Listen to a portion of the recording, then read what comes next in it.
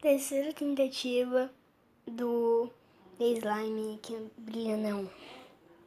Gente, agora eu descobri que ela só brilha quando tá de noite. E das 2 vezes que eu guardei tava de dia, ó. Agora tá bem de noite, ó. Agora vamos testar. Não liguem se você não me vê, tá bom?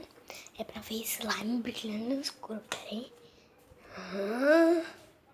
Agora peraí. Olha, peraí. Calma aí, tem pouca luz aqui. Tem que dar um flash, eu acho, hein, gente? Será? Vamos fazer assim.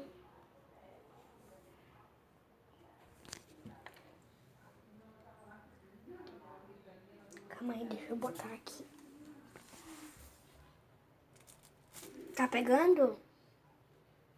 Não, não pega. Então não vai dar certo, gente. Eu vou ter que postar. Não, postar não, né? Porque eu não tenho rede social. Mas sério, ela fica muito linda quando fica no escuro. Pena que eu não tenho nenhuma rede social pra eu dar pra vocês, né? Só tem WhatsApp. Ó, calma aí, eu vou desligar a luz ainda. Pera só um minuto. Daqui a pouco eu vou ter que desligar o troço.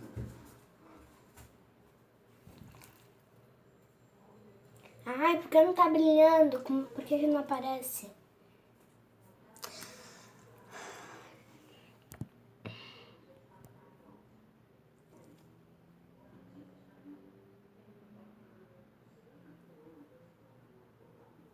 Ai, ela não brilha, gente. Sinto muito.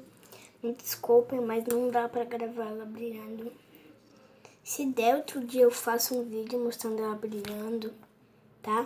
Ou eu posto um vídeo gravando assim, pra ver se dá certo. Só porque agora eu tô gravando e não funciona, tá bom? Então quando tiver resultado eu chamo vocês. Bye, bye.